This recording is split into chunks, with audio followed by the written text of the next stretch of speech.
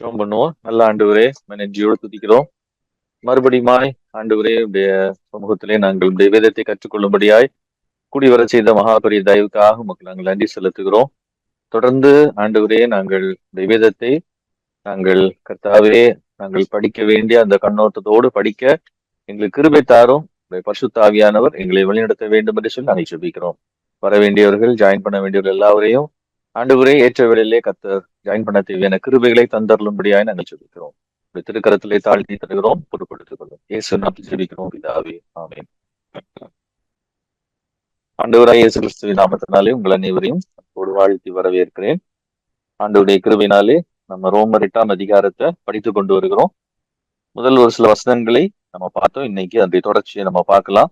போன வாரம் ஆஹ் அப்போஸ்தலனாகிய பவுல் 3ஆம் வசனத்துல சொல்லுகிற இயேசு கிறிஸ்துவின் மரணத்தினுடைய முக்கியத்துவத்தை குறித்து நம்ம சிந்திக்க ஆரம்பித்தோம். ஆஹ் இயேசு கிறிஸ்துவினுடைய மரணத்தினாலே நியாயப்பிரமாணம் செய்ய முடியாததை இயேசு தம்முடைய மரணத்தினாலே செய்தார் அப்படின்னு சொல்லி அந்த அவர் செய்த அந்த காரியம் என்ன என்பதை நம்ம பார்க்க ஆரம்பிச்சோம். ஸோ பட் நேரம் இல்லாததுனால நம்ம அதை முடிச்சிட்டோம். இன்னைக்கு நம்ம அதை தொடர்ந்து பார்ப்போம்.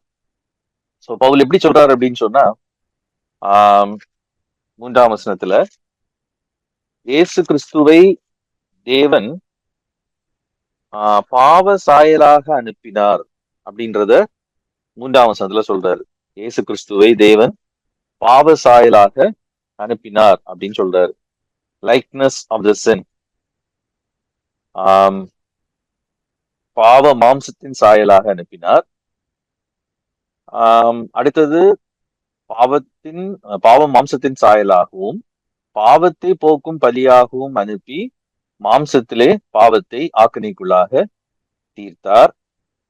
அதை தொடர்ந்து என்ன சொல்றார் அப்படின்னா, மாம்சத்தின்படி நடவாமல் ஆவியின்படி நடக்கிற நம்மிடத்தில் நியாயப்பிரமாணத்தின் நீதி நிறைவேறும்படிக்கே அப்படி செய்தார் அப்படின்னு சொல்லி சொல்றார். ஸோ இந்த பகுதியில நம்ம வாசிக்கும் பொழுதே நமக்கு புரியும், நியாயப்பிரமாணத்தின் நீதி அப்படின்னா நம்ம ஏற்கனவே அதை திரும்ப திரும்ப பார்த்துட்டு இருக்கோம். நீதி அப்படின்றது கவர்னன்ட் ஜஸ்டிஸ். இந்த கவர்னன்ட் ஜஸ்டிஸ், நியாயப்பிரமாணத்தின் நீதி அப்படின்னு சொல்லி இருக்குது. இந்த நீதி அப்படின்றது கவர்னன்ட் ஜஸ்டிஸ். ஸோ கவர்னன்ட் ஜஸ்டிஸ் இதை இன்னொரு விதத்துல சொல்ல போனா கவர்னன்ட் ஃபெய்த்ஃபுல்னஸ்.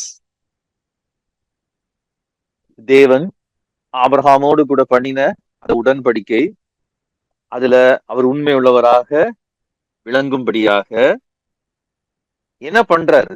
அவர் இயேசு கிறிஸ்துவை பாவ மாம்சத்தின் சாயலாக அனுப்பினதினுடைய நோக்கம், அவர் தம்முடைய உடன்படிக்கைக்கு உண்மை உள்ளவராக இருந்து அந்த உண்மை யாரிடத்தில் நிறைவேறும்படியாக, அதான் சொல்றாரு,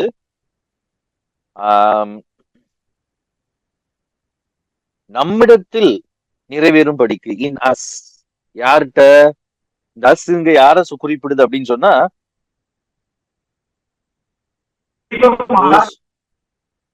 those who walk according to the spirit, ஆவியின்படி நடக்கிறவர்களிடத்தில்.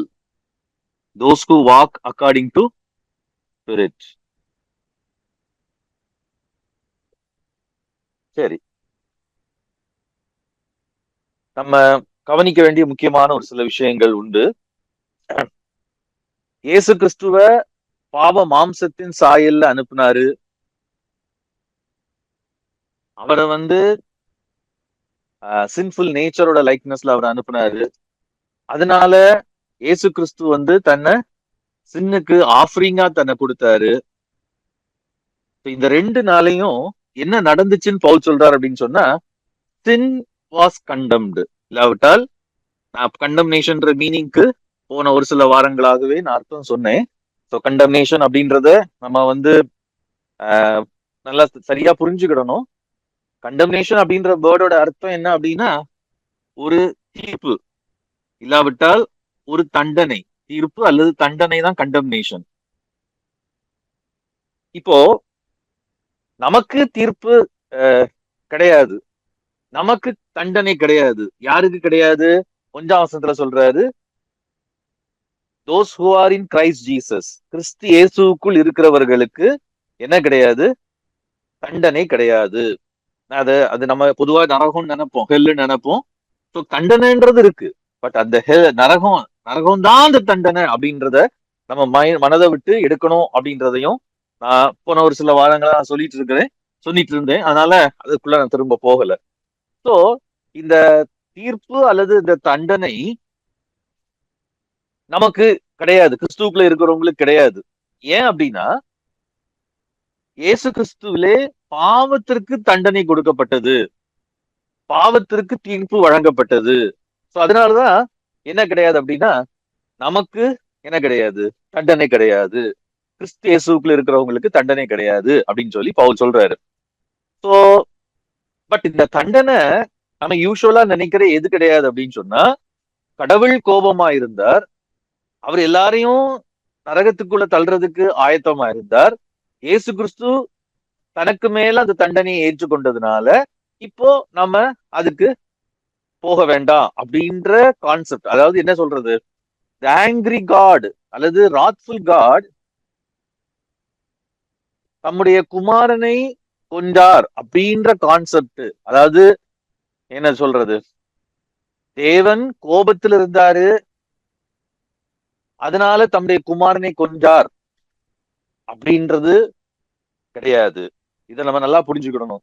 ஆனா அதே நேரத்துல சிலுவை மரணம் என்ன செஞ்சது அப்படின்றதுக்காக தான் நம்ம ஏசாயா 53ஆம் அதிகாரத்தை நம்ம திருப்பி பார்க்க ஆரம்பிச்சோம். நேரம் இல்லாதனால நம்ம அத முடிச்சிட்டோம். இப்போ ஏசாயா 53ஆம் அதிகாரத்துல, அதுதான் நம்ம அந்த கான்டெக்ஸ்ட சரியா புரிஞ்சுக்கிறது ரொம்ப முக்கியமான ஒண்ணு. திருப்பிக் கொள்ளுங்கள், ஏசாயா 53ஆம் அதிகாரம். இங்க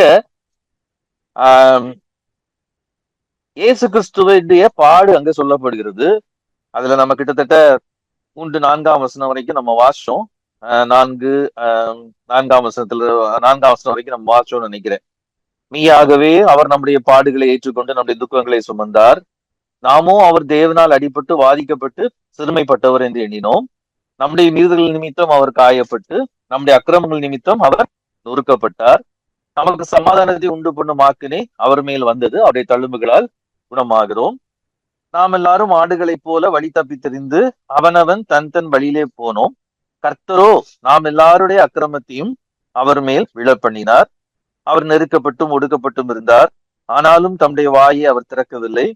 அடிக்கப்படும்படி கொண்டு போகப்படுகிற ஒரு ஆட்டுக்குட்டியை போலவும் தன்னை மயிர் கத்தரிக்கிறவனுக்கு முன்பாக சத்தம் விடாதிருக்கிற ஆட்டை போலவும் அவர் தம்முடைய வாயை திறவாதிருந்தார். இடுக்கணிலும் நியாய தீர்ப்பிலும் இருந்து அவர் எடுக்கப்பட்டார். அவருடைய வம்சத்தை யாரால் சொல்ல முடியும்? ஜீவனுள்ளோருடைய தேசத்திலிருந்து அறுப்புண்டு போனார். என் ஜனத்தின் மீறுதல் நிமித்தம் அவர் வாதிக்கப்பட்டார். துன்மார்க்கரோட அவருடைய பிரேத குழியை நியமித்தார்கள். ஆனாலும் அவர் மரித்த போது ஐஸ்வர்யவானோட இருந்தார். அவர் கொடுமை செய்யவில்லை, அவர் வாயில் வஞ்சனை இருந்ததில்லை. கர்த்தரோ அவரை நொறுக்க சித்தமாகி அவரை பாடுகளுக்குட்படுத்தினார். அவருடைய ஆத்துமா தன்னை குற்ற நிவாரண பலியாக ஒப்பு கொடுக்கும் போது அவர் தமது சந்ததியை கண்டு நீடித்த நாளாயிருப்பார். கர்த்தருக்கு சித்தமானது அவர் கையினால் வாய்க்கும். அவர் தமது ஆத்தும வருத்தத்தின் பலனை கண்டு திருப்தியாவார். என் தாஸ்நாகிய நீதிபரர் தம்மை பற்றும் அறிவினால் அநேகரை நீதிமான்கள் ஆக்குவார். அவர்களுடைய அக்கிரமங்களை தாமே சுமந்து கொள்வார். அவர் தம்முடைய ஆத்துமாவை மரணத்தில் ஊற்றி அக்கிரமக்காரரில் ஒருவராக எண்ணப்பட்டு அநேகருடைய பாவத்தை தாமே சுமந்து அக்கிரமக்காரருக்காக வேண்டிக் கொண்டது நிமித்தம் அநேகரை அவருக்கு பங்காக கொடுப்பேன். பலவான்களை அவர் தமக்கு கொள்ளையாக பங்கிட்டுக் கொள்வார். இது நமக்கு பொதுவாக தெரிஞ்ச என்னது அப்படின்னு சொன்னா, மெஸ்ஸியாவினுடைய முக்கியமான ஒரு தீர்க்க தரிசனம். ஏசாயா மெஸ்ஸியாவை குறித்து சொல்லுகிற அல்லது மெஸ்ஸியாவுடைய பாடுகளை குறித்து சொல்லுகிற முக்கியமான ஒரு தீர்க்க தரிசன பகுதி. தீர்க்க தரிசன பகுதி இல்லாட்ட அதிகாரம், சாப்டர் அப்படின்னு சொல்லி சொல்லலாம். சோ ஏசாயா 53 எல்லாரும் எப்பவுமே என்ன பண்றது, கோட் பண்ற ஒரு சாப்டர். ஆனா இந்த சாப்டர் நம்ம பார்க்கும் பொழுது, ஏன்னா இந்த சாப்டரை மனதுல வச்சுதான் இயேசு கிறிஸ்துவனுடைய மரணத்தை என்ன செய்யறாங்க அப்படின்னு சொன்னா, அப்போஸ்தலர்களும் பவுலும் என்ன பண்றாங்க அப்படின்னா, இயேசு கிறிஸ்துவனுடைய மரணத்தை அவங்க புரிந்து கொள்ளுகிறார்கள். நல்லா புரிஞ்சுக்கணும்.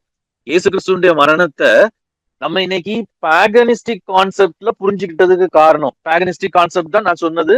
Angry God killed his son, இதுதான் பாகனிஸ்டிக் கான்செப்ட். ஸோ தேவதைகள் தெய்வங்கள் கோபம் கொள்ளும் பொழுது அவைகளுக்கு இரத்த பலியை கொடுத்து அவளுடைய கோபத்தை சாந்தப்படுத்துவது என்னது? பாகனிஸ்டிக் கான்செப்ட். புற இனத்தார் இல்லாவிட்டால் கடவுளை அறியாத அஞ்ஞானிகளுடைய ஐடியா, அது அவங்களுடைய அது புரிந்து கொள்ளுதல். ஆனா நம்ம புரிந்து கொள்ளுதல், தேவன் நம்மை நேசித்தார். சோ தேவன் நம்மை நேசித்ததுனால அவர் தம்முடைய குமாரனை கொல்லவில்லை, அவர் தமது குமாரனை கொடுத்தார். He gave his son. இதுக்கு ரொம்ப பெரிய டிஃபரன்ஸ் இருக்குது. For God so loved the world, என்ன சொல்லல? தேவன் தம்முடைய ஒரே பேரான குமாரனை விசுவாசிக்கிறவன் எவனோ அவன் கெட்டு போகாமல் நித்திய ஜீவனை அடையும்படிக்கு அவரை தந்தருளி. அவரை தந்தருளி அப்படிதான் இயேசு கிறிஸ்து சொல்றாரு யோவான் 3:16 He gave his only begotten son.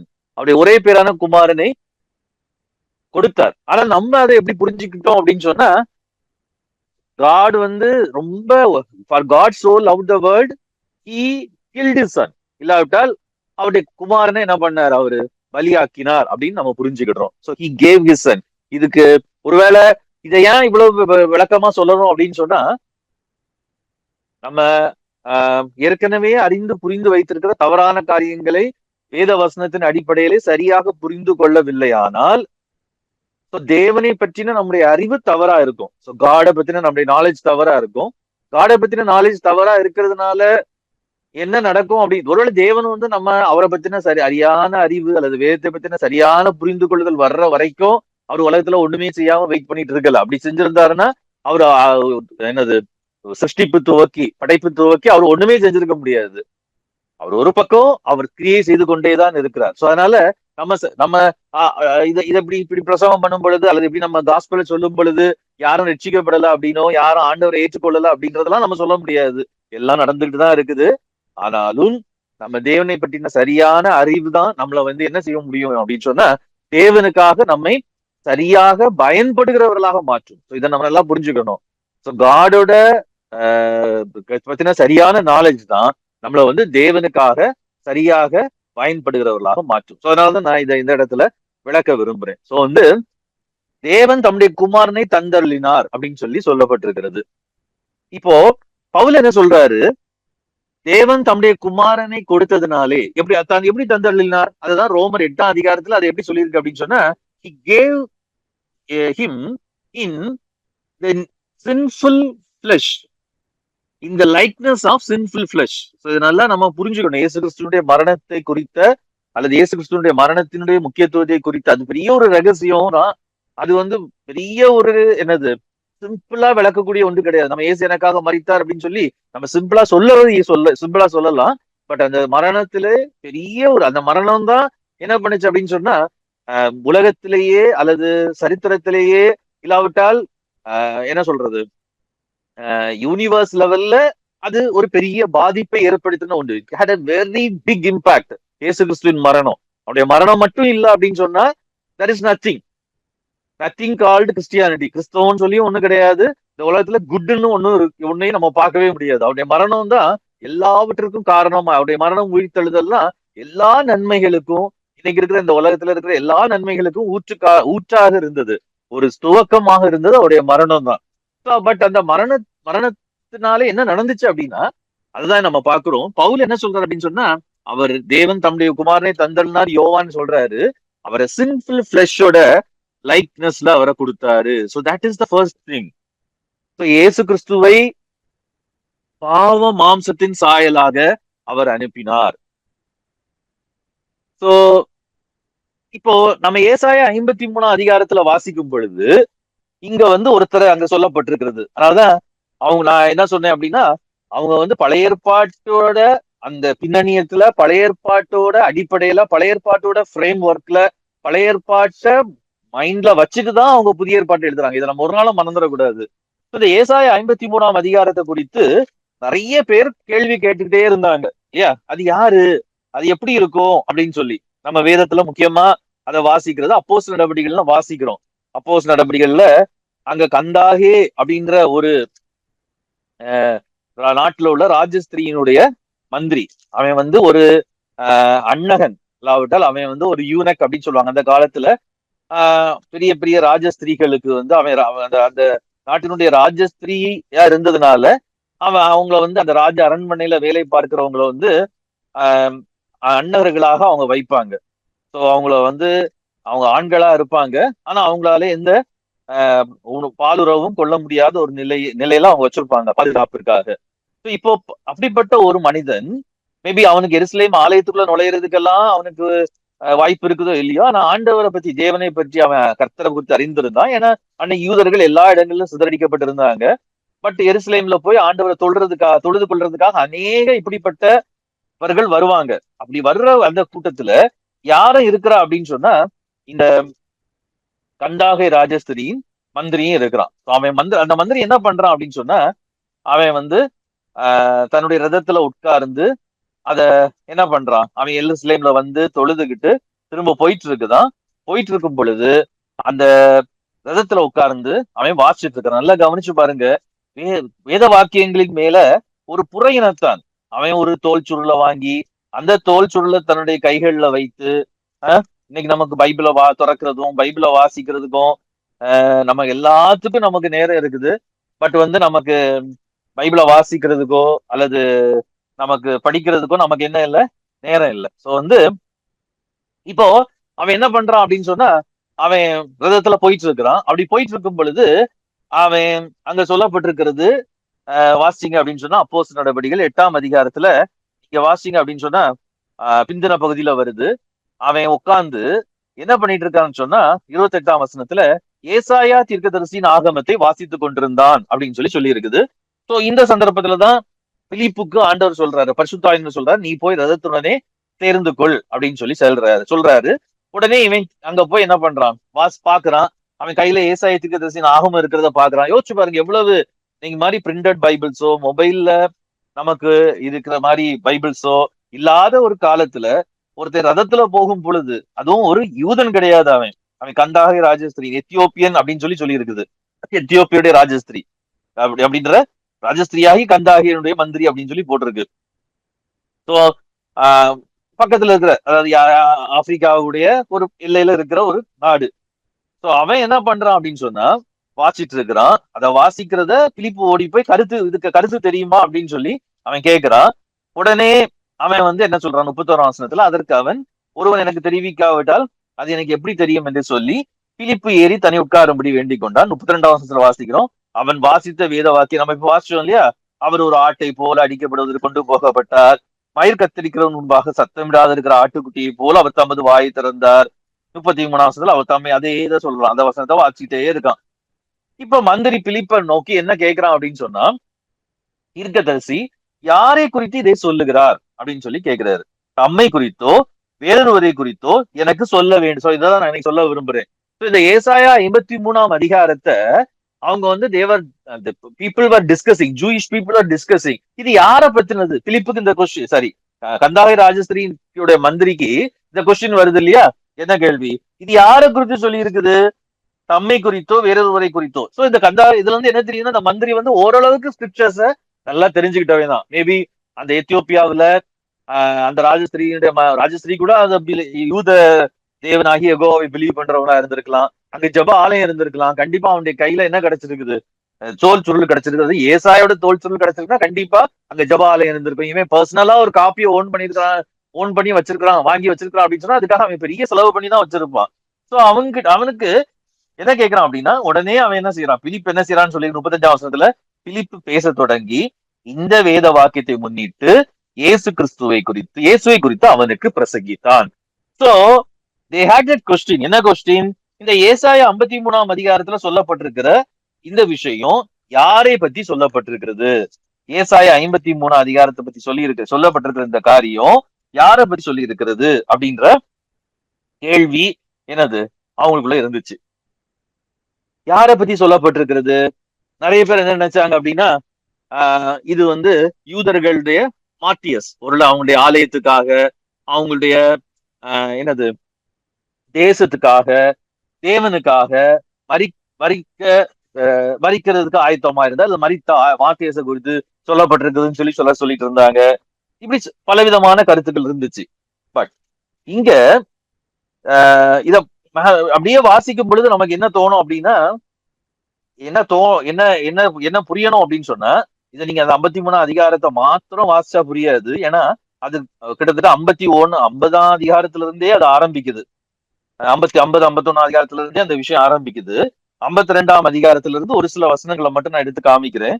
என்ன சொல்லப்பட்டிருக்குது அப்படின்னு சொன்னா, 52 அதிகாரத்துல ஆண்டவர் தம்முடைய ஜனங்களுக்கு கொடுக்கிற மீட்பை குறித்து சொல்லப்பட்டிருக்கிறது. 52 அதிகாரம் 3ஆம் வசனத்துல சொல்லி இருக்குது, விலையின்றி விற்கப்பட்டீர்கள், பணமின்றி மீட்கப்படுவீர்கள் என்று கர்த்தர் சொல்லுகிறார். சொல்லிட்டு அடுத்தது 7ஆம் வசனத்துல நம்ம அடிக்கடி சொல்ற சமாதானத்தை கூறி நற்காரியங்களை சுவிசேஷமா அறிவித்து ரட்சிப்பை பிரசித்தப்படுத்தி உன் தேவன் ராஜரீகம் பண்ணுகிறார் என்று சீயோனுக்கு சொல்லுகிற சுவிசேஷன் பாதங்கள் மலையின் மேல் எவ்வளவு அழகா இருக்கிறது அப்படின்னு சொல்லிட்டு 10ஆம் வசனத்தை வாசிச்சு பாருங்களா. 10ஆம் வசனம் சொல்லப்பட்டிருக்கிறது, எல்லா ஜாதிகளின் கண்களுக்கு முன்பாகவும் கர்த்தர் தம்முடைய பரிசுத்த புயத்தை வெளிப்படுத்துவார். The Lord will reveal his arm. கர்த்தருடைய புயத்தை அவர் என்ன பண்ணுவாரு? வெளிப்படுத்துவார். கர்த்தருடைய புயத்தை அவர் வெளிப்படுத்துவார். அப்படி வெளிப்படுத்தும் போது என்ன பண்ணுவாங்க? பூமியின் எல்லைகளில் உள்ளவர்கள் எல்லாரும், even to the ends of the earth, அதான் அப்போஸ்தலர் நபிகள்ல பூமியின் எல்லைகள் வரைக்கும், பூமியின் கடைசி பரியந்தமும் எனக்கு சாட்சியிலா இருப்பீர்கள் சொல்லி ஏசு அவங்களை சொல்லி அனுப்புறாரு. தமது தேவனுடைய ரட்சிப்பை காண்பார்கள். அப்படியே சொல்லிட்டு, இதோ என் தாசன் ஞானமாய் நடப்பார், அவர் உயர்த்தப்பட்டு மேன்மையும் மகா உன்னதவுமாய் இருப்பார், மனுஷரை பார்க்கிலும் அவருடைய என்னது முகப்பார்வையும் மனுபுத்திரரை பார்க்கிலும் அவருடைய ரூபமும் இவ்வளவு அந்த கேடு அடைந்தபடினாலே. ஒரு யூதனுக்கு இதை வாசிக்கும் பொழுது என்ன தோணும் அப்படின்னு சொன்னா, ஓகே, நமக்கு ரட்சிப்பை அல்லது மீட்பை கொடுக்கிற ஒரு நபரை குறித்து இங்க சொல்லப்பட்டிருக்கிறது. பிலிப்பு கேட்கிற மாதிரி, இது யாரை குறித்து சொல்லப்பட்டிருக்கிறது? தீர்க்கதரிசி தம்மை குறித்து சொல்றாரா, வேற ஒருத்தர் குறித்து சொல்றாரா?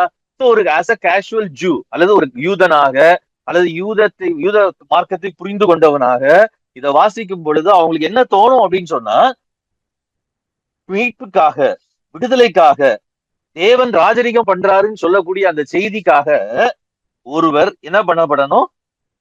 ஞானமாய் நடக்கணும், அவருடைய முகப்பார்வை மனுபுத்திரரை பார்க்கலாம் அவருடைய ரூபமும் இவ்வளவு அந்த கேடு அடைந்தபடியினால் அவரை கண்ட அநேகர் பிரமிப்பார்கள் அப்படின்னு சொல்லி எல்லாம் சொல்லப்பட்டிருக்கிறது. ஒருவேளை அதனாலதான் 53 அதிகாரம் 1ஆம் வசனத்தை பாத்தீங்கன்னா, எங்கள் மூலமாய் கேள்விப்பட்டதை விசுவாசித்தவன் யார்?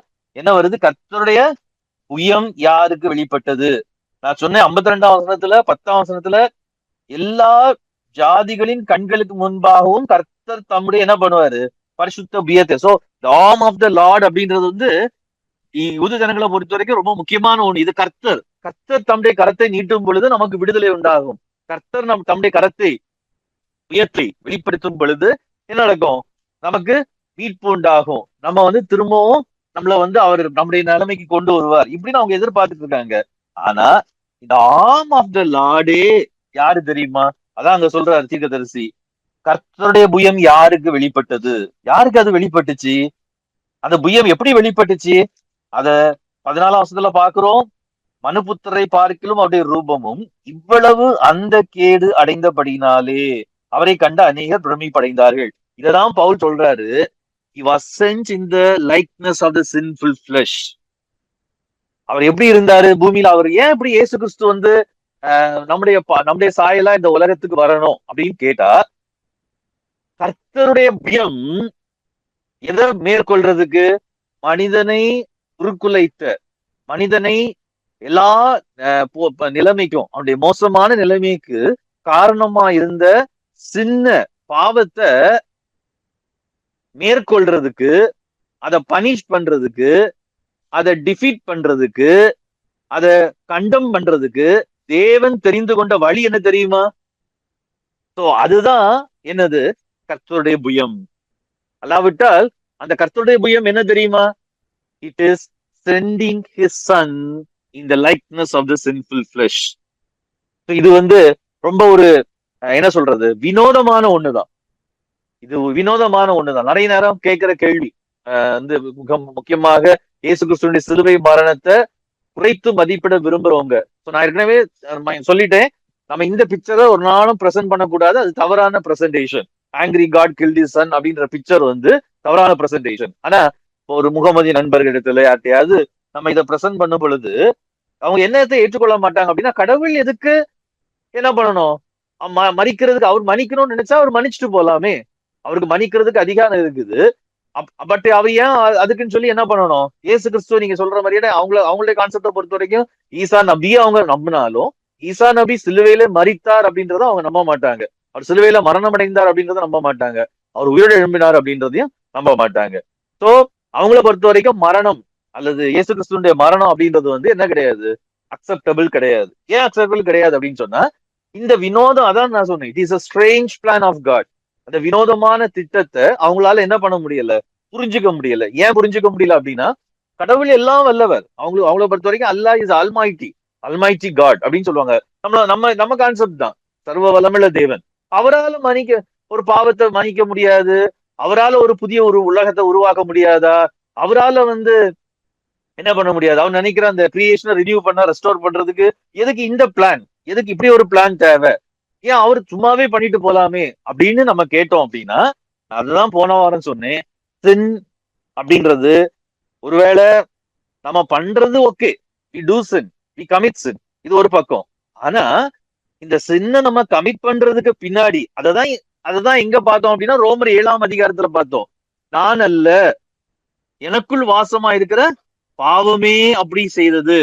சோ நம்ம கமிட் பண்ற சின்னுக்கு பின்னாடி there is a big factor, என்னது, கால்டு சின். அந்த சின்னுக்கு இட் ஹாஸ் அ பவர், அதுக்கு பெரிய ஒரு வல்லமை இருக்குது.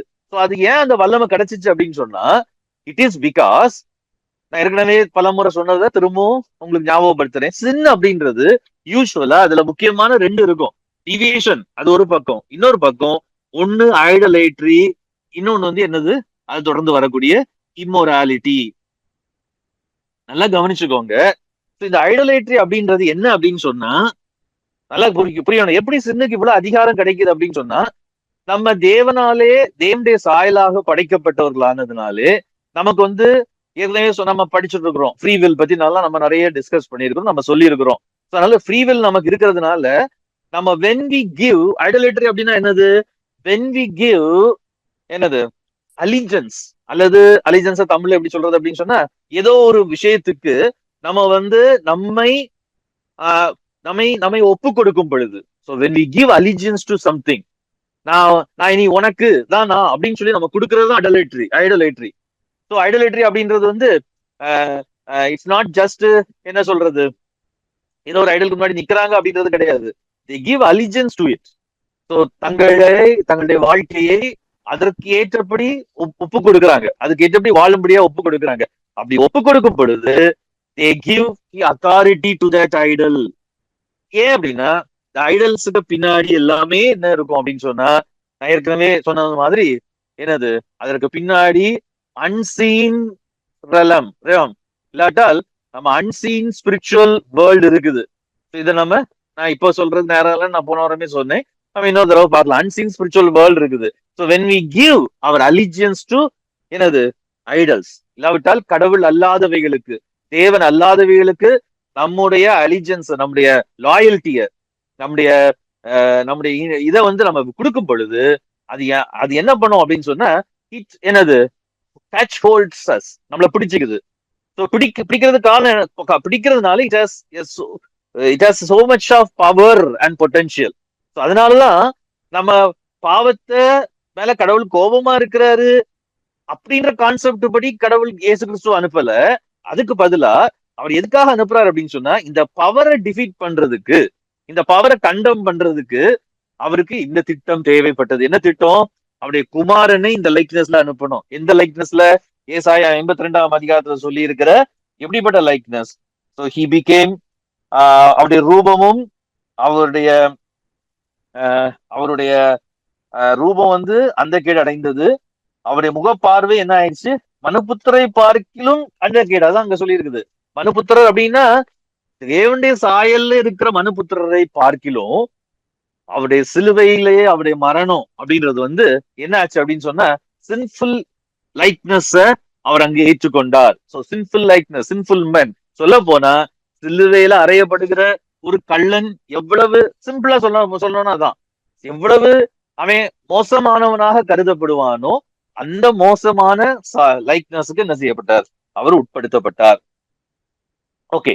சோ ஆனா அதுதான் கர்த்தருடைய புயம். அங்கதான் கர்த்தருடைய புயம் வெளிப்படுகிறது.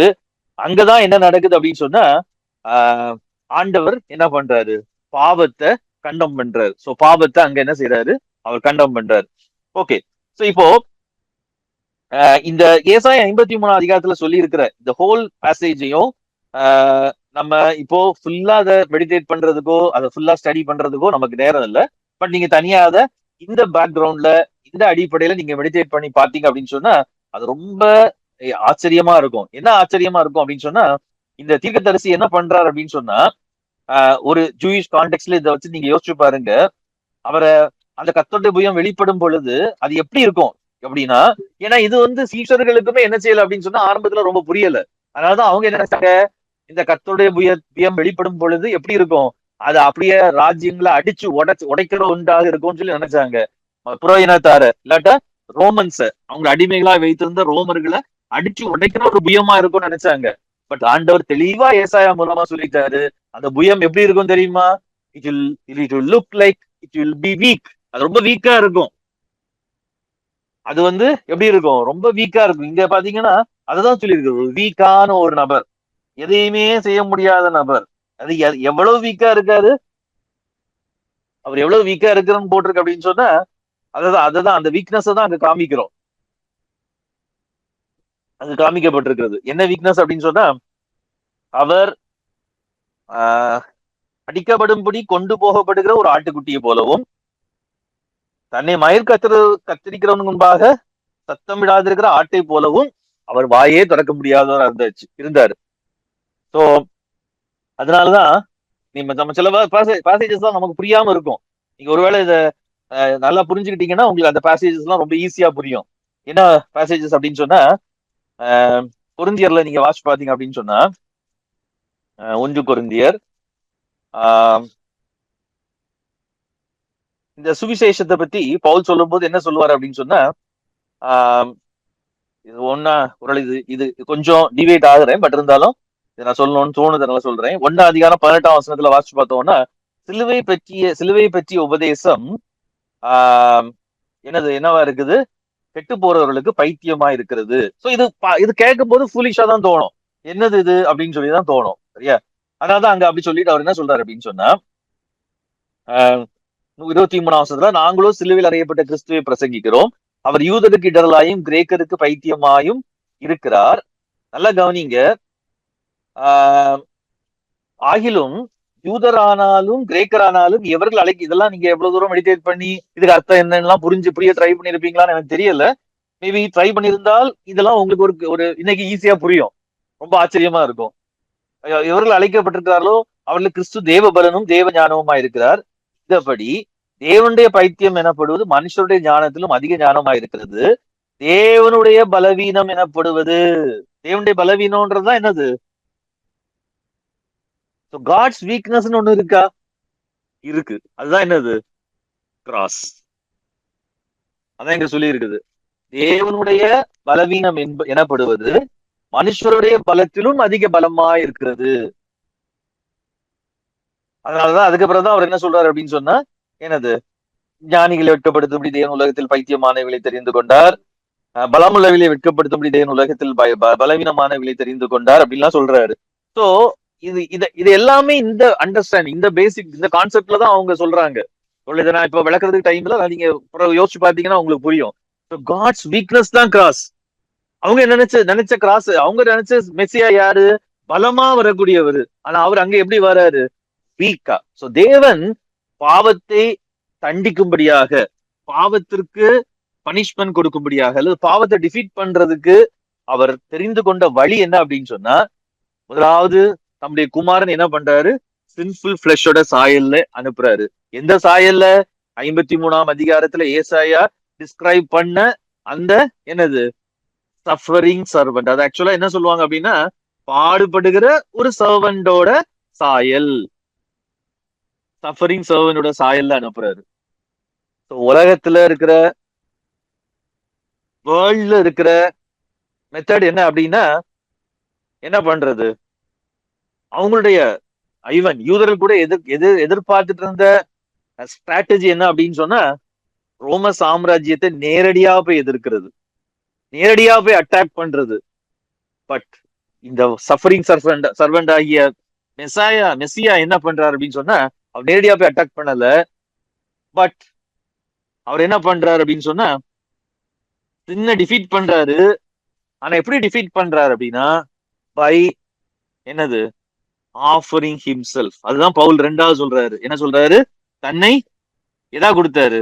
அதுவும் அகைன் ஏசாயால உள்ள அந்த பேசேஜ் தான், ஏசாயில இருக்கிற அந்த பேசேஜ் தான். அவர் தன்னை குற்ற நிவாரண பலியாக ஒப்பு கொடுக்கிறார். நம்ம ஏற்கனவே அதை பார்த்திருக்கிறோம். குற்ற நிவாரண பலி அப்படின்றது வந்து is an offering, it is not a sacrifice. அதுல sacrifice பண்ணப்படுகிறது, but but it is an offering. Offering அப்படின்னா என்னது, something given to God because of love. So தேவன் மேலுள்ள அன்பினாலே என்ன பண்றது, கொடுக்கிறது தான் என்னது, ஆஃபரிங். என்ன பண்ணுவாங்க யூதர்கள், தங்கள் தங்களுடைய மாட்டு மந்தையில உள்ள பிரதானமானவைகளை, மிக சிறந்தவைகளை, நொண்டியோ இல்ல எந்த குறையும் இல்லாததை கொண்டு, பழுதட்ட அப்படின்னு பார்ப்போம், அந்த பழுதட்ட பலியை கொண்டு என்ன பண்ணுவாங்க, they will sacrifice the altar. எதுக்காக அதை செலுத்துவாங்க அப்படின்னு சொன்னா, they thank God. எதுக்காக தேங்க் பண்ணும், பிகாஸ் தே ஆர் யாரு, அவங்க யாரு, covenant people. அவங்களுக்கு தங்களை பத்தின என்ன இருந்துச்சு, we are covenant people. நாங்க சர்க்கம்சிஷன் பண்ணப்பட்டவங்க, நாங்க தேவனுடைய உடன்படிக்கைக்கு உட்படுத்தப்பட்டவர்கள். So they offer. எதுக்காக, பலிபீடத்தை சுத்தம் பண்றாங்க, டாபர்னக்ல சுத்தம் பண்றாங்க, அதுக்கப்புறம் ஆலயத்தை சுத்தம் பண்றாங்க.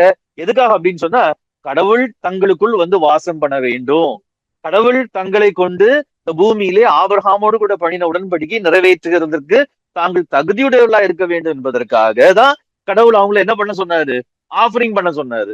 அவங்கள என்ன செய்ய சொன்னாரு, நம்ம இந்த பலின்ற வேர்டை நம்ம தவறா புரிந்து கொள்றோம். பலியினோட தான் நம்ம இன்னைக்கு ஆட்டு ரத்தத்தை ஊத்துற அந்த கான்செப்ட் நினைக்கிறோம். But it was an offering.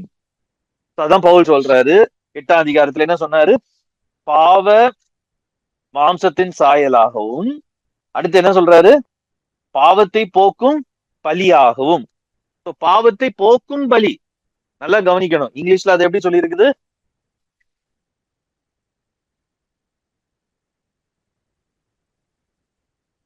இங்கிலீஷ்ல பாவத்தை போக்குன்றது இது வரல, to be a sin offering அப்படின்றத மட்டும் தான் சொல்லி இருக்குது. பட் தமிழ்ல என்ன பண்ணிருக்கு, பாவத்தை போக்கும் பலியா. அப்படின்னா என்னது, இந்த ஆஃபரிங் என்ன பண்ணுது அப்படின்னு சொன்னா, இட் கிளென்சஸ்.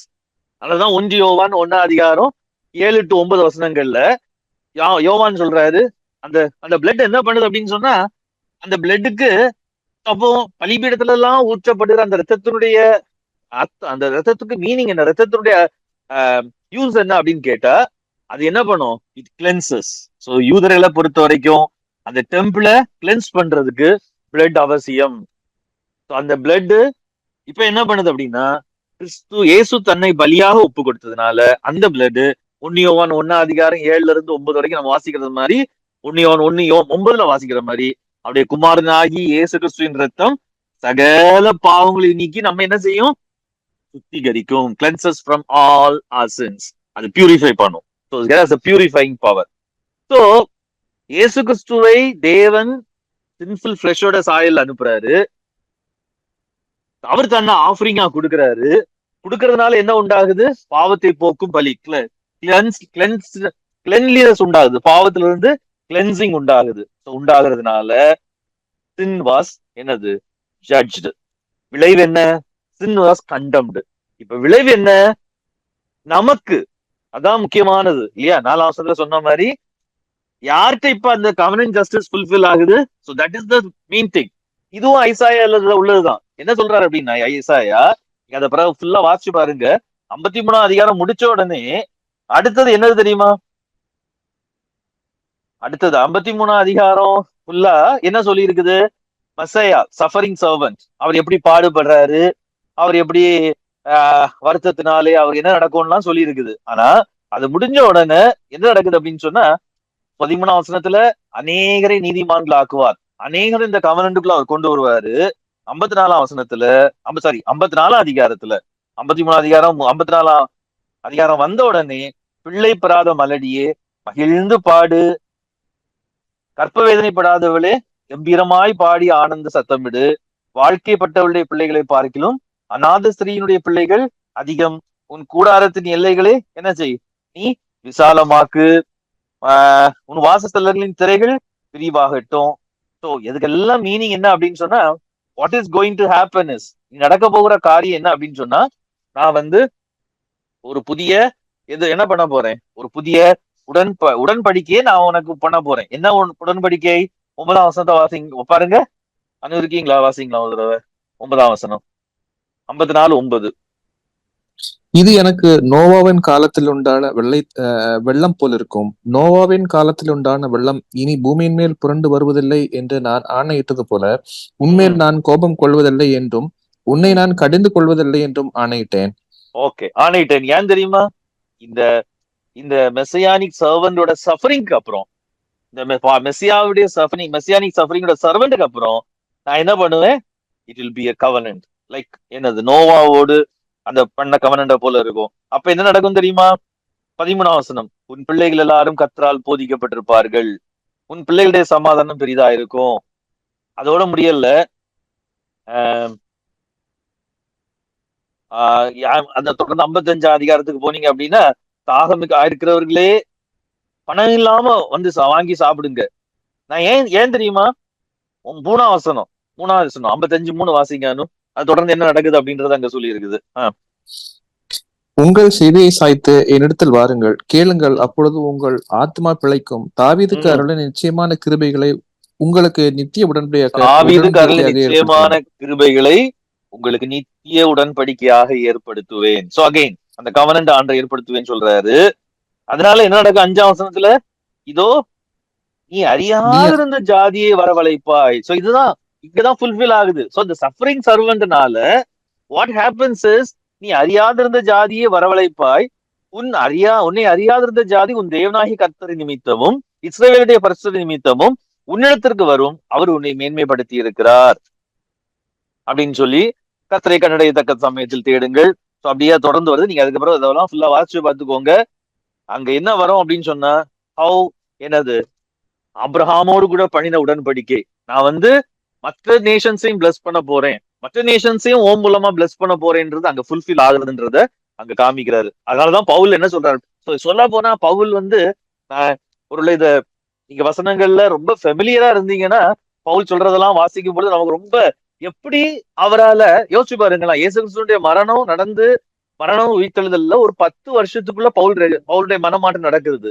பவுல் எந்த அளவுக்கு ஸ்கிரிப்சர்ஸ்ல ஊறி இருந்தா இயேசு கிறிஸ்துடைய மரணத்திற்கு இவ்வளவு அழகான ஒரு டிஸ்கிரிப்ஷனை கொடுக்கிறாரு. என்ன டிஸ்கிரிப்ஷனை கொடுக்கிறாரு? ரோமர் 8ஆம் அதிகாரத்துல, அப்படி அவரு தன்னை பாவத்தை தீர்த்ததுனால என்ன நடக்குதான், மாம்சத்தின் படி நடவாமல் ஆவியின்படி நடக்கிற நம்மிடத்தில் என்ன நடக்குது? நியாயப்பிரமாணத்தின் நீதி என்ன செய்து நிறைவேறும்படிக்கு அப்படி செய்தார். ஏன் இதை செஞ்சாரு? நல்லா கவனிச்சுக்கோங்க. நியாயப்பிரமாணத்தின் நீதி, லா எதுக்காக வந்துச்சு? லாவை அல்லது டோராவை கடவுள் கொடுத்தது எதுக்காக? சோ தட் கவனண்ட என்ன பண்றதுக்கு, எஸ்டாப்ளிஷ் பண்றதுக்காக. கவனண்ட என்ன பண்றாரு? நியாயப்பிரமாணத்தின் மூலமாக என்ன பண்றாரு? அவரு சீல் பண்ணி கொடுக்குறாரு. இது கவனண்ட், அப்போ அவங்க கூட பண்ற கவனண்ட்னு சொல்லி. பட் இப்ப என்ன பண்றாரா, அந்த கவனண்டோட பர்பஸ் என்னது? அதுதான் இஸ்ரேல் ஜனங்களால புரிஞ்சிக்க முடியாத ஒண்ணு. What is the purpose of the covenant? அது ஆபிரகாமோடு கூட பண்ணின உடன்படிக்கை தான். எல்லா நேஷன்ஸும் என்ன பண்ணணும்? பிளஸ் பண்ணப்படணும். அதுதான் கவனண்டோட பர்பஸ். இந்த கவனண்டோட பர்பஸ அவர் வந்து என்ன செய்யறாரு அப்படின்னு சொன்னா, இப்போ டோரா மூலமா அது நிறைவேறி இருக்கணும். ஆனா டோரா என்ன ஆயிடுச்சு? வீக் ஆயிடுச்சு. அது பவர்லெஸ்ஸா இருந்துச்சு. சின்னால அது என்ன ஆயிட்டு, அதான் நம்ம போன 5, 6, 7 அதிகாரங்கள்ல பார்த்தோம். சின்னால அதால செய்ய முடியல. இப்ப இயேசு கிறிஸ்து வந்ததுனால இந்த தோராவோட பர்பஸ், அந்த பர்பஸ் என்னது? நம்மிடத்தில். கவர்னன்ட் ஜஸ்டிஸ் யார்கிட்ட நிறைவேறுது? நம்மிடத்தில். யார்கிட்ட? இந்த மெஸ்ஸியாவோட ஃபாலோவர்ஸ் நிறைவேறுது. மெஸ்ஸியாவோட ஃபாலோவர்ஸ் கவர்னன்ட் ஜஸ்டிஸ் நிறைவேறுது. அந்த கவர்னன்ட் ஜஸ்டிஸ் என்னது? அதுதான் என்னது? ஆபிரகாமோடு பண்ண உடன்படிக்கை. Bless nations, bless nations. இதை நம்ம மறந்துடவே கூடாது. ஒருவேளை நம்மளால இன்னைக்கு ஆண்டவருக்காக, தேசங்களுக்காக செயல்பட முடியாமல் போன ஒரு காரணம், இன்னைக்கு வெஸ்ட் முக்கியமா அநேக வருஷங்களுக்கு பிறகு அல்லது வரலாறு காணாத ஒரு ரிலிஜியஸ் டென்ஷன் யுனைடெட் கிங்டம்ல கூட இன்னைக்கு நடந்துட்டு இருக்கு. பெரிய ஒரு பிரச்சனையே ஓடிட்டு இருக்கு. சோ காரணம் என்ன அப்படின்னு கேட்டா, நேஷன்ஸ் ஆர் இன் டர்மாயில். தேசங்கள்ல பீஸ் இல்ல, கலக்கங்கள்லாம் நிரம்பி இருக்கிறதுக்கு ஒரு காரணம் என்ன தெரியுமா? இந்த கவர்னன்ட் ஜஸ்டிஸ்ல எது அடங்கி இருக்கிறதுன்றத கிறிஸ்தவம் சரியா புரிந்து கொள்ளாததுதான் காரணம். இந்த கவர்னன்ட் ஜஸ்டிஸ்ல என்ன அடங்கி இருக்கு அப்படின்னு சொன்னா, blessing Nations. Nations should be blessed. தேசங்கள் என்ன பண்ணப்படணும்? ஆசீர்வதிக்கப்படணும். அப்ப தேசங்கள் ஆஸ்வதிக்கப்படணும்னா அது யார் மூலமா நடக்கும்? இந்த நியாயப்பிரமாணத்தின் நீதி நிறைவேற்றப்பட்ட நம் மூலமாய். யார் மூலமாய்? மெஸ்ஸியாவோட ஃபாலோவர்ஸ். மெஸ்ஸியாவோட ஃபாலோவர்ஸ் அப்படி நடக்கிறதுக்கு என்ன இருக்குது? they have the spirit. மெஸ்ஸியாவுக்கு இருந்த இந்த ஆவி அவங்களுக்குள்ள இருக்கிறதுனால அவங்களாலதான் என்ன செய்ய முடியும் அப்படின்னு சொன்னா, தேசங்களை அவர்களால ஆசீர்வதிக்க முடியும். நேஷன்ஸ் அவங்களால பில்ட் பண்ண முடியும். நேஷன்ஸ் அவங்களால பிளஸ் பண்ண முடியும். என்ன ஆகும்? ஃபுல்ஃபில் ஆகும். நியாயப்பிரமாணத்தால அது முடியல. ஆனா மெஸ்ஸியாவோட ஃபாலோவர்ஸால நிறைவேற்ற முடியும். பொதுவா இந்த 8ஆம் அதிகாரத்துடைய இந்த பகுதியை, பொதுவா இந்த ஃபர்ஸ்ட் பார்ட்டை, நான் 2வது பார்ட்டுக்குள்ள இன்னைக்கு போலான்னு நினைச்சேன், போறதுக்கு டைம் இல்ல. இந்த ஃபர்ஸ்ட் பார்ட்டை பொதுவா ரொம்ப பர்சனல் ஸ்பிரிச்சுவல் லைஃபுக்காக நம்ம இதை எடுத்துக்கிடுவோம், தப்பு இல்ல. ஆனா இங்க ஏதாச்சும் குறித்து சொல்றாரு அப்படின்னு சொன்னா, பவுல் நியாயப்பிரமாணத்தின் நீதி யார்கிட்ட நிறைவேறுது? நம்மிடத்திலே நிறைவேறுகிறது. நம்ம கிட்ட எப்படி நிறைவேறுது? கிறிஸ்து மூலமாய், இயேசுடைய மரணத்தின் மூலமா நிறைவேறுது. அப்படி நிறைவேறும் பொழுது என்ன நடக்கும் அப்படின்னு சொன்னா, அதுதான் அடுத்து தொடர்ந்து அந்த 5, 6, 7, 8, 10 வரைக்கும், கிட்டத்தட்ட 12 வரைக்கும், அதுதான் நம்ம 12 இல்ல, கிட்டத்தட்ட 14வது வசனம் வரைக்கும் பாக்குறோம். அதை நான் ஃபுல்லா நம்ம இன்னைக்கு போறதுக்கு நேரம் இல்லை. பட் ஒரு பாட்டை மட்டும் நான் சொல்லி முடிக்கிறேன். சோ இந்த கவர்னன்ட் ஜஸ்டிஸ் நமக்குள்ள இருக்கிறதுனால நமக்குள்ள என்ன நடக்குது அப்படின்னு சொன்னா, மெஸ்ஸியாவை பின்பற்றுறவர்களுக்குள்ளாக என்ன நடக்குது அப்படின்னு சொன்னா, 14ஆம் வசனத்துல அதை சொல்றாரு. 8ஆம் அதிகாரம் 14ஆம் வசனத்துல என்ன சொல்றாரு அப்படின்னு சொன்னா, எவர்கள் தேவனுடைய ஆவினாலே நடத்தப்படுகிறார்களோ அவர்கள் தேவனுடைய புத்திரராய் இருக்கிறார்கள். இங்கிலீஷ்ல அது எப்படி சொல்லியிருக்கு அப்படின்னு சொன்னா, 8ஆம் அதிகாரம் 14ஆம் வசனம், those who are led by the spirit of God are sons of God. ரொம்ப முக்கியமான ஒரு காரியம், sons of God. they are யாரு அவங்க? sons of God.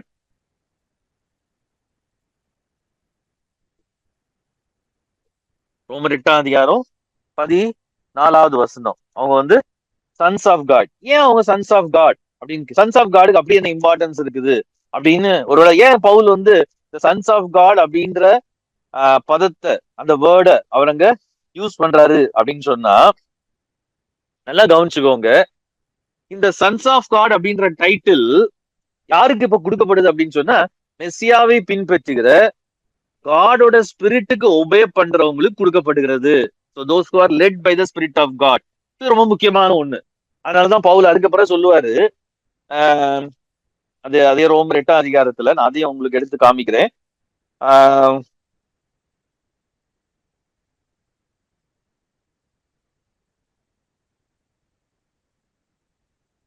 ரோமர் 8ஆம் அதிகாரத்துல ஓகே 9ஆம் வசனத்துல தேவனுடைய ஆவி உங்களில் வாசமாயிருந்தால் நீங்கள் மாம்சத்துக்கு உட்பட்டவர்களாய் இராமல் ஆவிக்குட்பட்டவர்களாய் இருப்பீர்கள். கிறிஸ்துவின் ஆவி இல்லாதவன் அவருடையவன் அல்ல. நல்லா கவனிச்சுக்கோங்க. சோ கிறிஸ்துவின் ஆவி, தேவனுடைய ஆவி உங்களில் வாசமா இருந்தால், சோ இத அகைன் நீங்க என்ன பிக்சரை பவுல் யூஸ் பண்றாரு அப்படின்னு சொன்னா, ஒரு டெம்பிள், ஒரு ஆலயத்தோட பிக்சரை தான் அங்க என்ன செய்யறாரு அவரு யூஸ் பண்றாரு. சோ தேவனுடைய ஆவி இப்ப எங்க வாசமா இருக்கிறாரு? தேவனை மெஸ்ஸியாவை பின்பற்றுகிற அந்த கூட்டத்துக்குள்ள, மெஸ்ஸியாவோட பீப்புளுக்குள்ளதான் யாரு வாசமா இருக்கிறார்? தேவனுடைய ஆவி என்ன செய்யறாரு? வாசமா இருக்கிறார். So they R the temple now. இந்த மெஸ்ஸியாவுடைய பீப்புள் தான் டெம்பிள். ஏன் அப்படின்னா அந்த டேர்ம் தான் அவர் யூஸ் பண்றாரு. ஆளோட ஸ்பிரிட் இப்ப எங்க வந்து டொல் பண்றாரு, எங்க வந்து வாசம் பண்றாரு அப்படின்னு சொன்னா, அல்லது கிறிஸ்துவனுடைய ஆவி எங்க வாசம் இல்லாதவன் அவருடையவன் அல்ல. சோ யாருக்குள்ள வாசம் பண்றாரு? இந்த மெஸ்ஸியாவுடைய பீப்புளுக்குள்ளதான் என்ன பண்றாரு? சோ வாசம் பண்றாரு. சோ அதனால காட் டொல்லிங் அமாங் ஹிஸ் பீப்புள். சொல்ல போனா ஸ்பிரிட் ஆஃப் காட் டொல் பண்றாரு. அப்படி டொல் பண்றதுனால இந்த மெஸ்ஸியாவுடைய ஃபாலோவர்ஸ் வந்து யாரால நடத்தப்படுறாங்க அப்படின்னா, they are led by the spirit. பரிசுத்தாவினாலே, ஆவியானவராலே என்ன பண்றாங்க? நடத்தப்படுறாங்க. அப்படி ஆவியானவராலே அவங்க நடத்தப்படும் பொழுது அவங்க யாரா இருக்கிறாங்க தெரியுமா? சன்ஸ் ஆஃப் காடா இருக்கிறாங்க. சோ தே ஆர் என்னது? Sons of God. ஏன் இந்த சன்ஸ் ஆஃப் காட் அப்படின்ற பதத்தை பவுல் யூஸ் பண்றாரு? It has a very big meaning. ஏன்னா பழைய ஏற்பாட்டுல இந்த சன்ஸ் ஆஃப் காட் அப்படின்றது வந்து ஒருவேளை இயேசு கிறிஸ்து தேவனுடைய குமாரன் அப்படின்னு நம்ம சொல்லுவோம். இப்ப என்ன சொல்றாரு பவுல் அப்படின்னா, நம்ம என்னன்னு சொல்றாருன்னா சன்ஸ் ஆஃப் காட் அப்படின்னு சொல்றாரு. சொல்ல போனா அவரோட அதுக்கு அப்புறம் அவரை நமக்கு யாராக்கி இருக்கிறாரு? 8ஆம் அதிகாரத்துல பாத்தீங்க அப்படின்னா அதுக்கு பிறகு உள்ள வசனத்துல சொல்லுவாரு. 8ஆம் அதிகாரம் ஆஹ்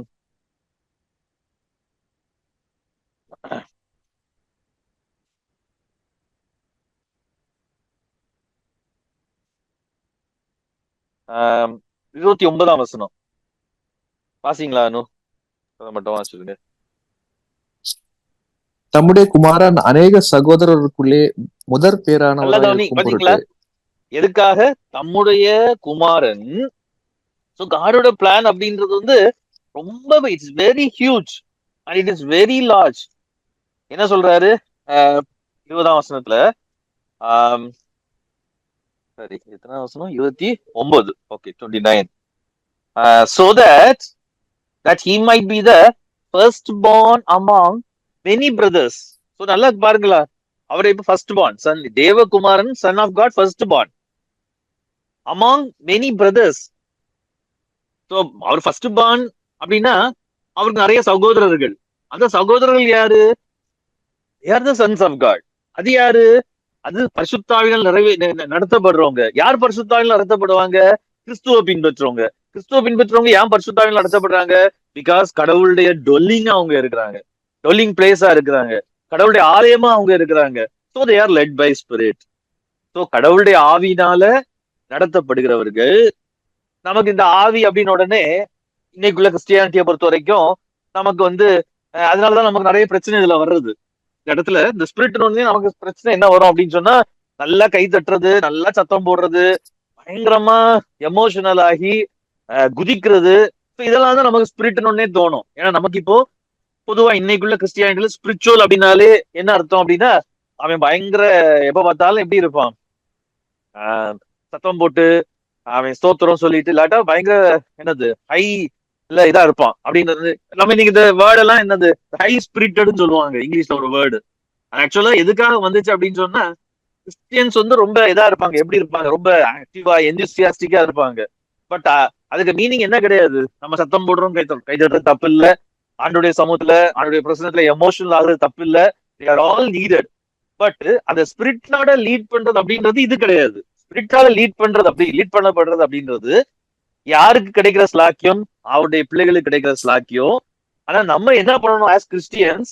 ஸ்பிரிட்டால லீட் பண்ணப்படுறதுக்கு நம்மள என்ன செய்யணும்? ஒப்பு கொடுக்கணும். அதுதான் அங்க சொல்றாரு. என்ன சொல்றாரு அப்படின்னு சொன்னா,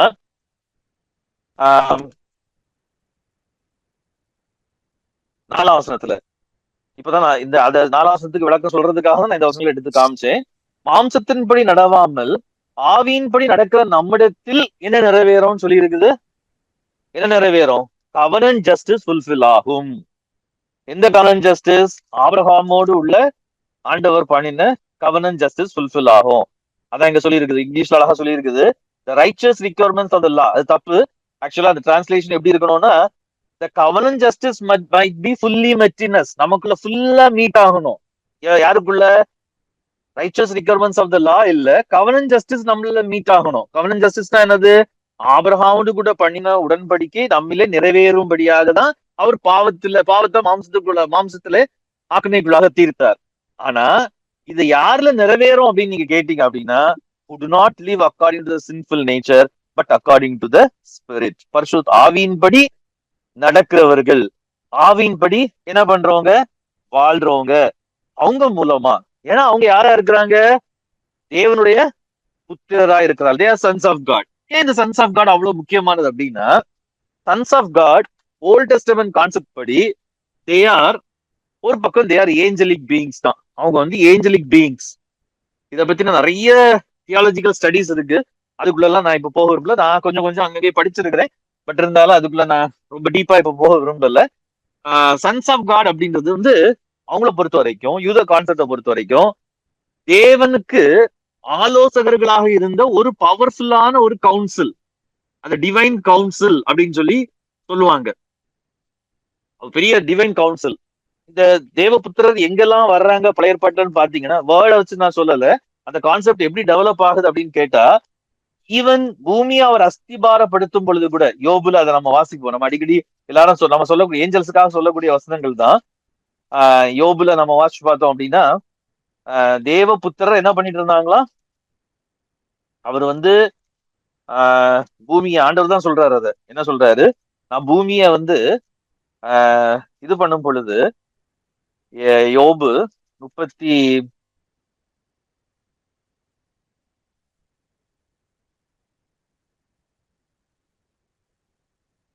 அதிகாரம் 7ஆம் வசனம், 38:7 அவருக்கு ஆண்டவர் தான் கேட்கிறாரு யோபுவை பார்த்து, நீ பூமிக்கு நான் அஸ்திபாரம் போடும் பொழுதெல்லாம் எப்படி இருந்து, நீ எங்க இருந்த? வாசிங்களானு 38:7, ஜாப் 38:7. அப்பொழுது விடியற் காலத்து நட்சத்திரங்கள் ஏகமாய் பாடி தேவபுத்திரர் எல்லாரும் கெம்பீரித்தார்களே. தேவபுத்திரர் எல்லாரும் என்ன பண்ணாங்களாம்? கெம்பீரித்தார்களாம். சோ வந்து விடியற் காலத்து நட்சத்திரங்களும் அகைன் ஏஞ்சலிக் பீயிங்ஸ் தான் குறிக்குது. சோ தேவர் வெரி க்ளோஸ் டு காட். தேவனோடு ரொம்ப நெருக்கமா இருந்தவங்க, தேவனுக்கு ஆலோசனை கொடுக்கிறவங்களா இருந்தாங்க. அது மட்டும் இல்ல, இப்போ கிரியேஷனுக்கு அப்புறம் இதை மட்டும் நான் சொல்லி முடிச்சிருக்கேன், வந்துட்டதுனால நான் சொல்லி முடிச்சிடுறேன். அந்த ஆதி ஆகமத்துல இது வந்து கிரியேஷனுக்கு கிரியேஷன் அப்பன்னு வச்சுக்கோங்களேன்.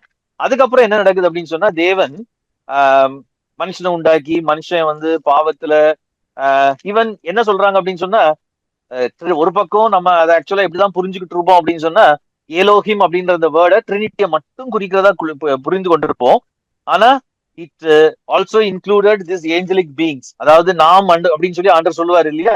எங்கெல்லாம் சொல்லுவாரு அப்படின்னா, மனுஷனை உருவாக்கும் போது சொல்லுவாரு, அப்புறம் பாபேல் சொல்லுவார் இல்லையா, இது ஆதி ஆகமம் 11ஆம் அதிகாரத்துல நம்ம போய் பார்ப்போம். Come let us go down 11ஆம் அதிகாரம் 7ஆம் வசனத்துல. இதுல எல்லாமே வந்து இந்த ஏஞ்சலிக் பீயிங்ஸ் அவரோடு கூட இருந்தாங்க அப்படின்னு சொல்லி சொல்றாங்க. ஆனா அதுக்கு முன்னாடி 6ஆம் அதிகாரத்துல, எங்க 5 நம்ம அடிக்கடி கேட்கிற கொஸ்டின் தான் இது, வந்து பெரிய ஒரு கொஸ்டின். 6ஆம் அதிகாரத்துல என்ன போட்டிருக்கு 2ஆம் வசனத்துல, யாரு அத ஒண்ணு தேவகுமாரர் தேவகுமாரர் சன்ஸ் ஆஃப் காட். இங்கிலீஷ்ல பாத்தீங்கன்னா அங்கேயும் சன்ஸ் ஆஃப் காட். அங்க டாட்டர்ஸ் ஆஃப் மென்ன வந்து அழகுள்ளவங்களுக்கு கண்டு அவங்கள மேரி பண்ணாங்க அப்படின்னு சொல்லி அங்க சொல்லி இருக்குது. அப்படி மேரி பண்ணதுனால 4ஆம் வசனத்துல என்ன சொல்லி இருக்குது, when the sons of God went to the daughters of men and had children by them, they were the heroes of world. அவர் ராட்சதர்கள் அப்படின்னு சொல்லி போட்டிருக்கு. மென்னோட விக்கெட்னஸ் அதுக்கப்புறம் ரொம்ப அதிகம் ஆச்சு அப்படின்னு சொல்லி போட்டிருக்குது. இது ஒரு காம்ப்ளிகேட்டட் டாபிக், இப்போதைக்கு நான் அதுக்குள்ள போகல. பட் தேவபுத்திரர் அப்படின்றது வந்து அது என்னவா, அது ரொம்ப முக்கியமானவங்க. அவங்க ஹெவன்லி கவுன்சில்ல அவரோட கூட இருந்தவங்க அப்படின்றத அங்க பாக்குறோம். இப்போ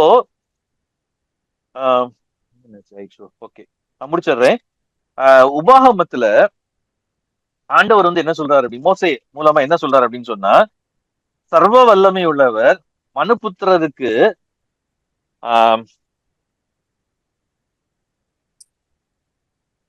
அவர் வந்து என்ன பண்றாரு, நேஷன்ஸ பங்கு போட்டு கொடுக்கிறாரு. 32ஆம் அதிகாரம் 8ஆம் வசனம் வாசிங்களா. 32:8.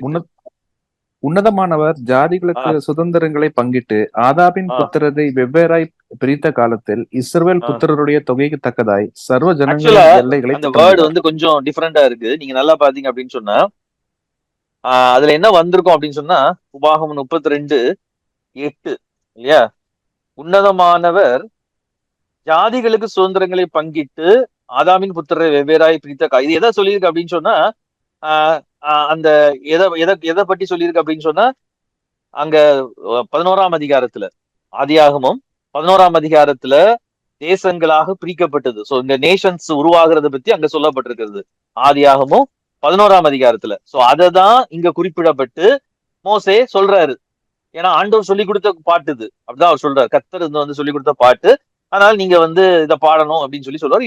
யூதர்கள் வந்து இஸ்ரேல் ஜனங்கள் வந்து இந்த பாட்டை அடிக்கடி அவங்க பாடுவாங்க, பாடுற ஒரு பாட்டு. அதனால அவர் அங்க என்ன சொல்றாரு அப்படின்னு சொன்னா பிரிக்கும் பொழுது இஸ்ரவேல் புத்திரருடைய தொகைக்கு தக்கதாக அப்படின்னு சொல்லி தமிழ் பைபிள்ல போட்டிருக்கு.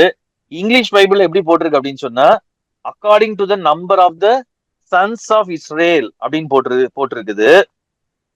ஆனா நீங்க என்ஐவில பாத்தீங்க அப்படின்னு சொன்னா நான் சொல்றது கரெக்ட்ன்றத நான் சொல்றதுக்காக சொல்றேன். அந்த ஏல கீழே கீழே போட்டிருக்கோம். என்ன போட்டிருக்கோம்னா இந்த நீங்க என்ஐவி பைபிள் வச்சிருந்தீங்கன்னா கீழே அதை மார்க் பண்ணி என்ன கொடுத்துருப்பாங்க அப்படின்னா டெட் சி ஸ்க்ரால்ஸ்ல அதே மாதிரி செப்டுவாஜின்ட்லயும் அங்க என்ன போட்டிருக்கு மசோரட்டிக் டெக்ஸ்ட்ல சன்ஸ் ஆஃப் காட் அப்படின்னு போட்டிருக்கோம். நீங்க இதை செப்டுவாஜின்ல எடுத்து பாத்தீங்கன்னா டெட் சி ஸ்க்ரால்ஸ்லயும் சரி, செப்டுவாஜின் தான் யார் வச்சிருந்தது? செப்டுவாஜின் தான் இயேசு கிறிஸ்து காலத்துல இருந்த பைபிள், பழைய ஏற்பாடு செப்டுவாஜின். அதுலயும் பார்த்தோம் அப்படின்னா அவர் எப்படி எப்படி தேசங்களை பிரித்தாராம். எதை பொறுத்து அவர் தேசங்களை பிரிக்கிறார் அப்படின்னா எதை பொறுத்து சன்ஸ் ஆஃப் காட பொறுத்து, இஸ்ரேல குறித்து இல்ல, பொறுத்து இல்ல. ஏன்னா அந்த ஏழுன்றது காடு, உங்களுக்கு தெரியும்னு நினைக்கிறேன். ஏழுன்றது காடு. இறைவனோடு போராடினான், அதனாலதான் இஸ்ரேல்ன்ற பேர் வருது. அந்த இடத்துல சன்ஸ் ஆஃப் இஸ்ரேல்னு கொடுக்கப்பட்டிருக்குது. பட் ஆக்சுவலா டெட் சி ஸ்க்ரால்ஸ்ல செப்டுவாஜின்லயும் இருக்கிறது சன்ஸ் ஆஃப் காட். ஸோ தேவன் எப்படி அவர் மனுஷனே பிரிக்கிறாரு அல்லது பவுண்டரிஸ் எல்லாம் ஏற்படுத்துறாரு அப்படின்னு சொன்னா வாட் டஸ் இட் மீன்? அதுக்கு மீனிங் என்ன அப்படின்னு சொன்னா இந்த தேவனோடு கூட இருக்கிற, தேவனுக்கு ஆலோசனை கொடுக்கிறவங்களா இருக்கக்கூடிய ஒரு கவுன்சில் இருக்குது. அதனாலதான் யோபு 1ஆம் அதிகாரத்திலயும் வரும். தேவன் தேவனுடைய புத்திரர் என்ன பண்றாங்க? ஒரு நாள் ஆண்டவர் என்ன பண்ணாரா? யோபு 1ஆம் அதிகாரத்துல அதை மட்டும் வாசிங்களா, நான் முடிச்சிடுறேன். 6ஆம் வசனம் வாசிங்க.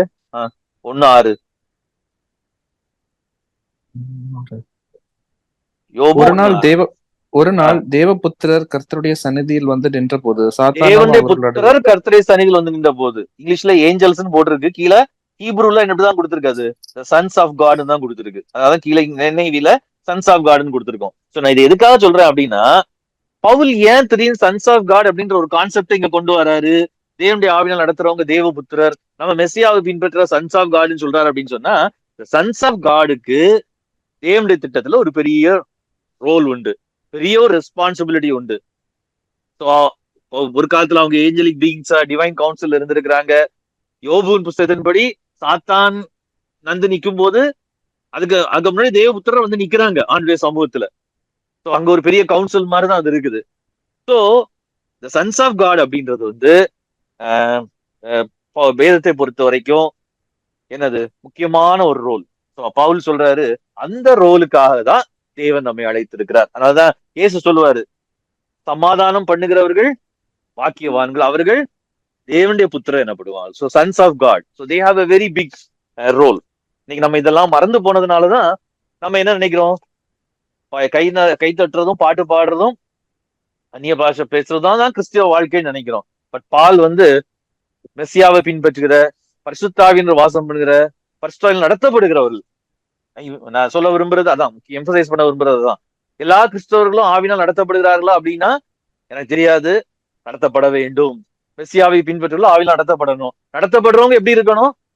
they should be காடோட டிவைன் கவுன்சில் இருக்கிற சன்ஸ் ஆஃப் காடோட ரோலை ஃபுல்ஃபில் பண்ணணும். அதற்காக தான் தேவனை அழைத்திருக்கிறார். அதை நம்ம என்ன செய்யணும் அப்படின்றதெல்லாம் அந்த அதிகாரத்தை தொடர்ந்து வாசிக்கும் போது சொல்லுவோம். அதான் தேவபுத்திரர் வெளிப்படும்படியாக தான் சிருஷ்டி படைப்பு காத்து கொண்டிருக்கிறதுன்னு அவர் அதுக்கப்புறம் சொல்றாரு. அது குறித்து நம்ம நெக்ஸ்ட் வீக் பார்ப்போம். ஜெபம் பண்ணுவோம். நல்ல ஆண்டவரே, நன்றி செலுத்துகிறோம். உடைய சமூகத்திலே வந்து கற்றுக்கொண்ட காரியங்களுக்காக உமக்கு ஸ்தோத்திரம். நாங்கள் அதிகமாய் கற்றுக்கொள்ள வேண்டி இருக்கிறது. கற்றுக்கொள்ள தேவையான கிருபை, ஞானம், ஆண்டவரே புரிந்து கொள்ளக்கூடிய எல்லா கிருபைகளையும் பரிசுத்தவான்களுக்கு தந்தருளும்படியாய் நாங்கள் ஜெபிக்கிறோம். கலந்து கொண்ட ஒவ்வொருவரையும் அவருடைய குடும்பங்களை ஆஸ்வதியும், அவருடைய தேவைகளை சந்தியும். ஆங்காங்கே இருக்கிறார்கள் ஒவ்வொருவரோடு கூட அவருடைய தேவைகளை சந்தித்து போதுமானவராயிருந்து நடத்தும்.